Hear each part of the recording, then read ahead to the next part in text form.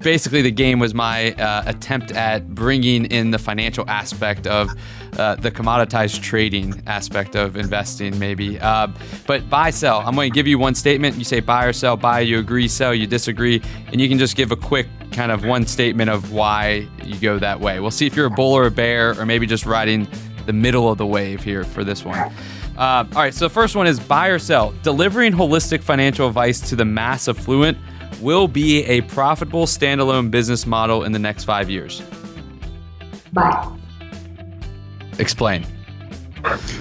Someone's got to crack the nut. Like, there's just too much money in the middle, and yeah, there are a lot of advisors who are really focused on the high end of the market, and that's a phenomenal space. But in the aggregate, there's just too much money in the middle for someone not to do it. Now, the question is whether it's going to be a quote pure financial firm, or if it's going to be an Amazon or a Google or someone that just says, hey, you know what? There's a huge amount of money here, and we can do it on volume and scale, and they've got the capital to do it, and boom, they're in the game.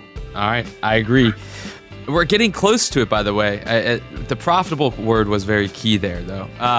Buy or sell. Financial advisors should be worried about new entrants into the space that come from, as you were just mentioning, big brands like Google or Amazon. I'll leave it there. All right, one more time, sorry.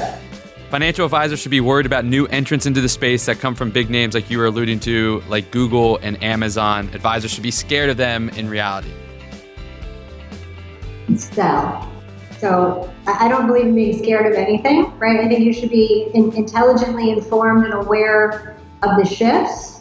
But I also think you look at it as an opportunity, and you figure out, look, in any ecosystem, there are big players and little players and medium players, and it's just figuring out what's your lane. Like, what lane are you going to swim in, and just own the heck out of that lane, and you'll be fine. But advisors have this tendency to try to be all things to all people. They want to have a silo firm, but they want it to be an ensemble. They want it to be a partnership, but not really. They want to have minimums, but they don't really want to stick to them, right? So we just have a crisis of confidence in this industry that I think is really the biggest detriment, whether it's around implementing technology or charging for the value that's delivered. Like, that's the biggest hang up that I see in this space, is when you're not confident, it means you're fearful, and you can't lean in and take advantage of opportunity from a place of fear. It's just not possible. Your brain can't get there.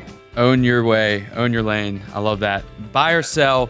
The innovation gap between larger and smaller financial advisory firms will get so big in the next 7 years that consolidation will be a necessity for small firms to survive. I'll say sell, because I think necessity is a hard word. Like, I don't like imperatives because they're right. I know that's the point of the question, to make it fun. But here's what I can tell you is we were talking about consolidation, right, 5-6 years ago when I retired, and that's not going to happen, and that's not going to happen. And there are some of your listeners who might be in this space, but I've got a handful of clients right now who are clients between 65 and 70. They're looking forward 3 to 4 years and going, wow, I'm going to be 69 to 73. I really should have a game plan here. And I know I was just going to kind of build this thing up and die with my boots on, but I've now got a $2 or $3 million firm that's worth $5, $6, $7 million. And that seems sort of silly.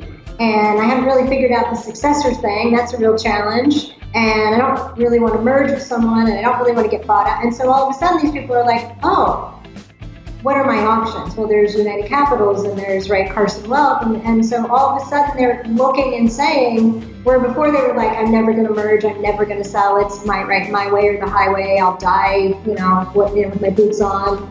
And so all of a sudden these advisors are 68 staring down the barrel of 70, 72 going, I guess I'm going to need to do something. And because they haven't necessarily built out an internal succession plan, right? So that what I'm just seeing is sort of those barriers of I would never do that. I'm seeing those change. And so that's where I think